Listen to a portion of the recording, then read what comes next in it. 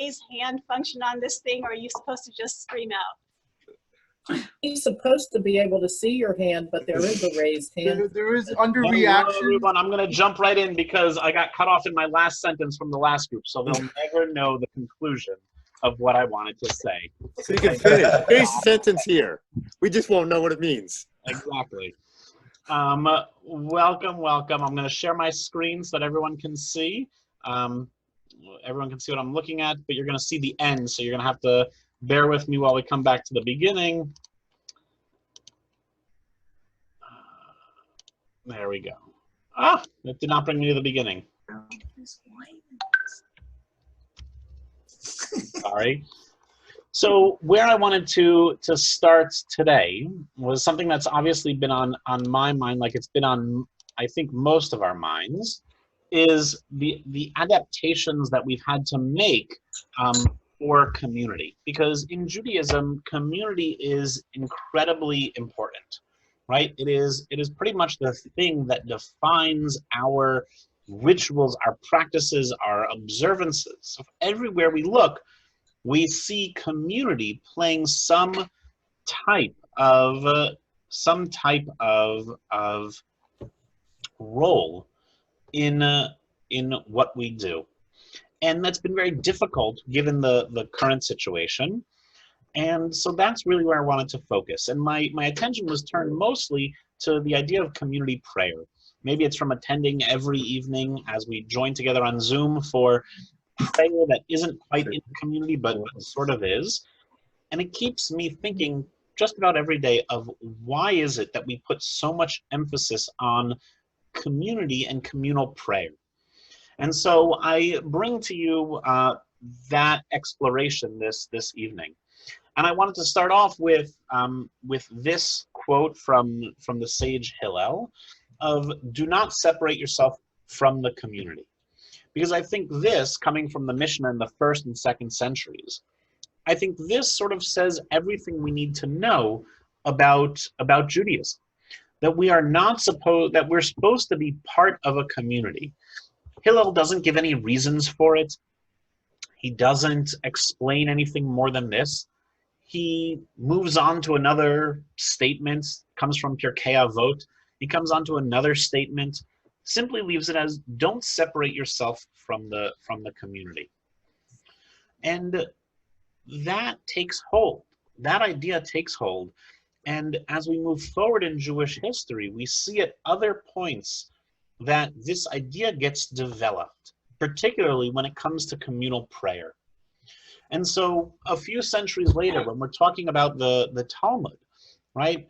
At the very beginning of the Talmud, in the first 10 pages of the Talmud, it's talking about the Shema. But we'll see pages 6 and pages 8 here.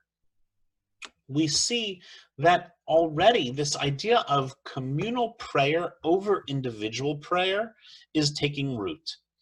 So we have the Talmud here on page 8a already telling us that we want to pray when God's favor is shining upon us. And when is that? It's when the congregation is praying together.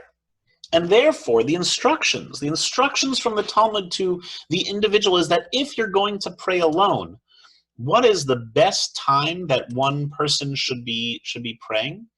Is that it's actually at the time when the rest of the community is praying. Right? So you should have an established time when you know other people are praying.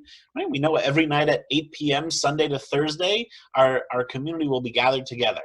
Right? We know that's taking place. And and we have that last sentence, it's beneficial to pray together because God does not fail to respond to the entreaties of the congregation. Right? And we see this a lot.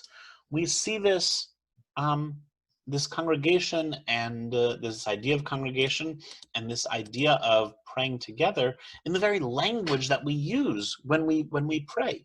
If you look at the Hebrew, the majority of the language that we use is in the plural of Hebrew, right? It's most stark, I always feel it's most stark at the high holidays. I know it's only May or the end of May. You don't want to think about Rosh Hashanah and Yom Kippur, but if we think about that central prayer, right, the Al Chet, right, Al Chet shechatanu lefanecha, for the sins that we have sinned before you.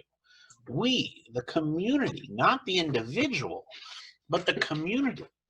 And so we're always using this idea of the community standing together in a united way for our prayer.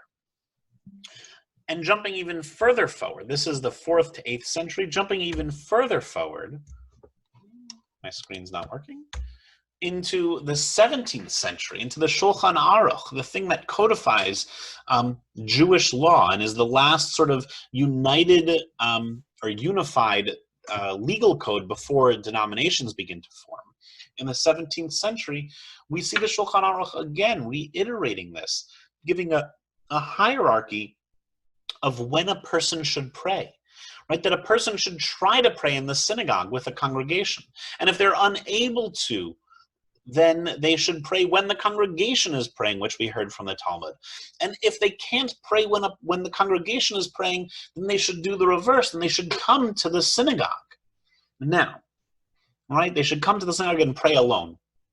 Now, the term that's being used here, congregation, right? There's 2 Hebrew terms. There's tzibur, which you can see here in the Hebrew from the Talmud, right? The tzibur. And you might recognize from the term shaliach tzibur, what we call the person leading us, the messenger of the congregation, the messenger of the community, versus another term, the edah, the group. If you ever went to Camp Ramah, then you belong to an edah, your age group, which can also mean community or congregation. So why is it? And here I'll turn it over, and you can call out. I'm not going to call on hands unless I see, but I can't see that many people. What are these texts across the centuries here suggesting? Are they suggesting that God doesn't hear individual prayer? Or more importantly, why is it that the Shulchan Aruch is saying that if you have to pray alone, you should actually go to the building? Is it about the building, or is it about something more?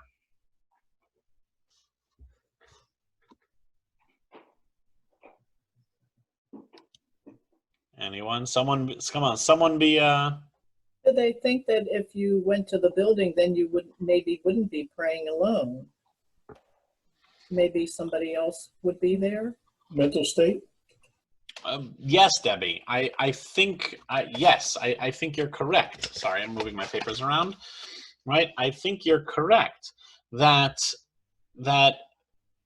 if you go to a place of community, then that's where you're going to find community. And you'll notice that what we've talked about so far is not the idea of a minyan, right? I haven't even said that word yet, right? And here we're going to see the word edah for the first time. We haven't been talking about a minyan, but we've been talking about simply going to pray amongst the community, in the congregation, with other people. And in these earliest of Jewish legal texts, in the Torah, in the Mishnah, in the Talmud, right? More often than not, this is what it's talking about, communal prayer. It does start to use the idea of 10, which we'll see in a little bit. But it talks about, and all these things that it's quoting here are really from the Torah, right? God stands in the congregation of God. Right? It's Dan. Feel free you can chat, Dan. You don't have to. You can say we're in the presence of Torah in the synagogue. So we're I didn't want to interrupt you. Oh, you can. You're going. Okay. No, I was just saying being in the synagogue alone. We're not alone. We're with the Torah. Yes, the Torah, we don't want to personify or anthropomorphize the Torah. It is an object. It's not a person. Right? The idea of the Torah counting as the 10th person is very late, and I'm not even going to get into that. You're not alone because God is there, but I think there's the idea that you're going to run into a person, right? And again, you have here in the Talmud, when talking about it and quoting the Psalms, right? We're talking about a place where God is concentrated, right? Where our focus on God is concentrated, about where is God located? We know God is everywhere, right? Is it more intense when we're with other people, right? That focus on God. But that doesn't tell us, that leaves open one more question, which is, what's the one question that remains open? Which is, okay, so we're talking about a congregation, an edah, a tzibur, whatever that is.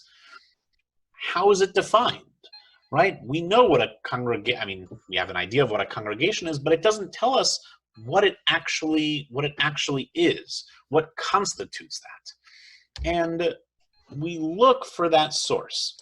And so we know, because tradition has always told us, that it's 10 people. And that source comes from here, from the Torah, right? The earliest text that we're going to have, right? From the book of Numbers, Bamidbar, from the story of the 12 spies, right? When the Israelites leave Mount Sinai, they actually go directly to Israel. I know we think it takes 40 years, right? But they actually get there within 2 years, and they spend most of the time at Sinai, actually, along with Dan. And they get right there, and they stop at the southern border. And they say to Moses, before we go in, send in scouts, send in spies to tell us what the land is like so we know what we're getting into. Moses isn't so thrilled about it. Whatever, there's a fight. It ends up, God says, okay, go do it. 12 spies go in. They come back. 10 of them have a negative report, saying that the land is filled with giants, that it's unconquerable, right? That they should go back to Egypt. 2 of them, Joshua and Caleb, say, trust in God, we'll conquer the land, don't worry about it. But those 10 spies, those 10 scouts, come back and they start muttering, as the translation here says.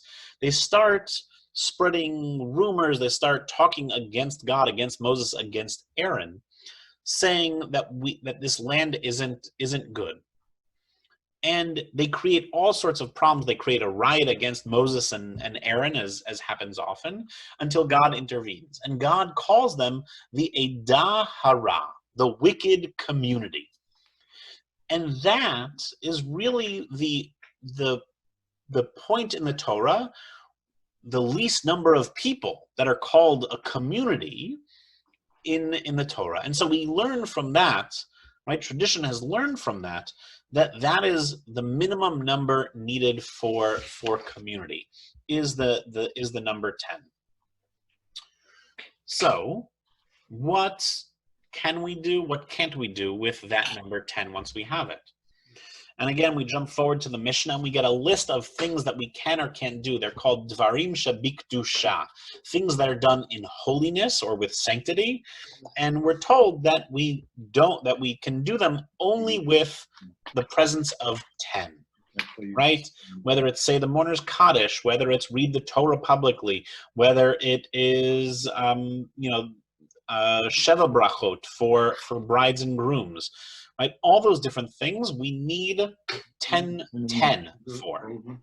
Now, I say 10, and you can see it's bolded and underlined on your screens, because the majority of these early texts, and by majority I mean almost all, the Mishnah, the Talmud, other commentaries that are in there, always talk about the 10.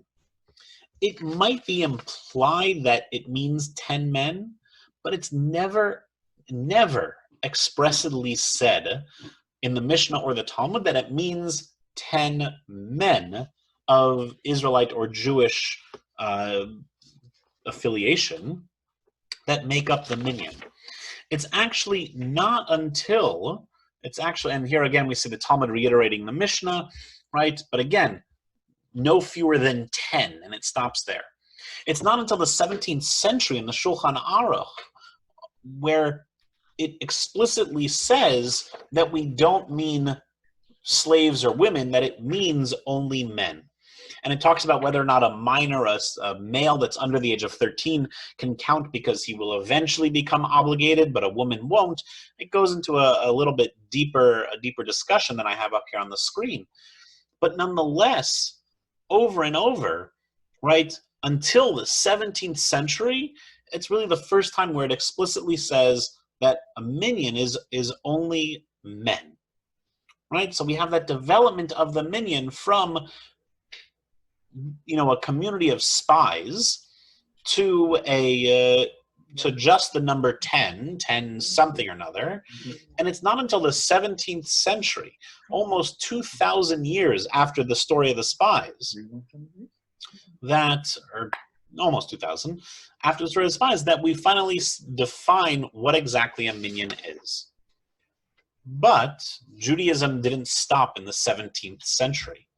And so we move forward into the 20th century, where it comes up to the Committee on Jewish Law and Standards, the legal body representing the conservative movement, that reaches a point that says this isn't okay.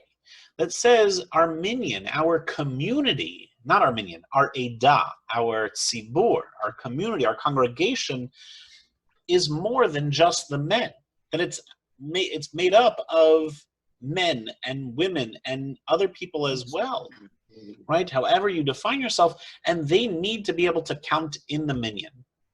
And so two rabbis take it upon themselves to write what's called a tshuva, a legal responsa that changes Jewish law, using halacha, using Jewish law to prove how we can evolve Jewish law to meet this need.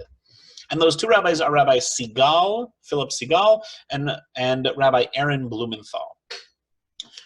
Arguing against them is a Rabbi David Feldman, who says that within halakha, his argument is that within halakha, there isn't a way to do it. And it becomes something that lasts nearly a year. You can see that it starts in, the discussion starts in, did I put up the 1972 date? No, it starts in June or July of 1972. And it takes until August when they finally resolve this. And it goes through all these halachic discussions. They look for leniencies. They look for different arguments that happen. Segal and there is a Segal and a Siegel on this page. Don't be confused. They are two different people. Segal and Blumenthal, or just Segal, comes to rely on a very lenient opinion from a text called the Mordechai, which is a 13th century Italian commentary, which says that the Mordechai is much more lenient and implies that maybe women could be counted in extenuating circumstances. Segal takes it a step even further and says, nope, that means that they can always count, and where the Mordechai said, if you have 9 men and you can have one woman be the 10th, you can have a woman be the 10th, Segal throws that out and says, no, we can do it without a ratio, right? And Segal takes this very liberal approach at the time, this is the mid-70s, to changing Jewish law, a very radical opinion to changing Jewish law. And when it comes before the law body, they actually say no. Feldman, the rabbi opposing it, actually wins out in his arguments, saying that Segal is going too much, is being too progressive, is using legal halachic sources in ways that don't work, right? And that halacha, from the Shulchan Aruch that we saw, expressly says, no, women can't be part of a minyan, and that's sort of the end of his argument. He says, that halacha is clear about this. It doesn't work. And in a frustrating but beautiful moment, the CJLS, the legal body of the conservative movement, agrees with Feldman, and they vote against the legal responsa to allow women to count in a minyan. But they come back and they say, we couldn't do it in halakha, but it needs to be done. It's the right thing to do, and we need to figure out how to do it. We need to find an alternative. And so what they come up with is a different method of Jewish law, of creating Jewish law, which is called a takana. A takana is one level up above that, above of a tshuva, and what it is it's a legal writing that says there is a problem with Jewish law, right? We need to overthrow Jewish law. We need to go outside of the halachic process. We don't need to worry about what past generations said. All past generations were wrong, right? Having reached this moment, they were wrong, and what they did created an injustice to a segment of our community, and we need to overthrow it. And that is actually what's approved. And there's, for as many legal responses there are in the conservative movement, there are only a handful of takanot, of these complete overthrowings of Jewish law. But here they come back and they do it. And they say there was no halachic way to do it, and that's a problem. And so they overthrow it. And they say that women, because of the role that women have in all aspects of our community, in all aspects of Jewish life, they should be equal. They are equal to men in counting in a minyan. And that moment becomes a defining moment in the conservative movement, because all of a sudden, women are in, quote unquote, into what it means to be a minyan. And this same argument, the same argumentation is used. This is 2000. This is a paper in 2002 that's looking back at the 1973 decision. And even later than this, in 2014, this same argument at the bottom that's bolded is used not for a takana now, but for a tshuva, for a responsa, to say that that women are obligated in other things like talit and tefillin because of this takana, because of this overthrowing and this recognition that in all aspects of life, religious and secular, that there's this equality between men and women, that our obligations are equal as well. And then, because now we're in history and we move faster and faster as we get later into history, women are first counted in the 1970s, and then we jump forward. It should say 2001. But in 2001, there now is a question about what it means to be in a minyan. That, until this moment, it's always been in a physical place, right? That you could send tapes, right, or CDs to people, but the connections between each other have finally come to a head in 2001, where we have cell phones and we have other, as rudimentary as they were back then in 2001, only 19 years ago, right? We still are able to have this instant connection by phone. And so Avram Reisner comes in and asks these questions of, now we have the internet. Can we constitute a minyan over the internet? Notice he's using the word internet here because, like I said, we're in the year 2001 here. And if you can't remember that far back in 2001, the iPod wasn't released until October of 2001, right? That's, this is March 2001. We're talking about the end of the year. And the first iPhone isn't for another 6 years, until August of 2007. Skype doesn't come out until 2003, right? So the internet looks very different in 2001 than it does here.